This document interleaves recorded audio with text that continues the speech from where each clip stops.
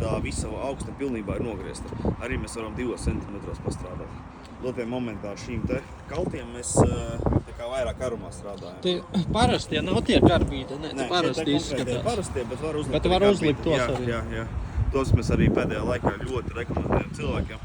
Varbūt liekas, tas cipars ir daudz dārgāks, bet no ilgtermiņā tas atmaksājas.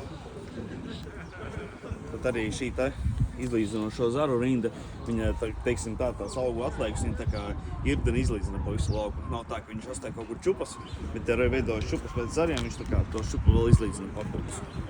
Jā, pa visu lauku. Cik te platums viņam? Šim te Tāds liels? konkrētējiem ir 7,5 metri, kūna lielākais ir 14 metri, sākot no 3 līdz 14 metriem. Var paņemt arī bez ruļļa, ja nav rulles, tad ir 3 zaru rindas.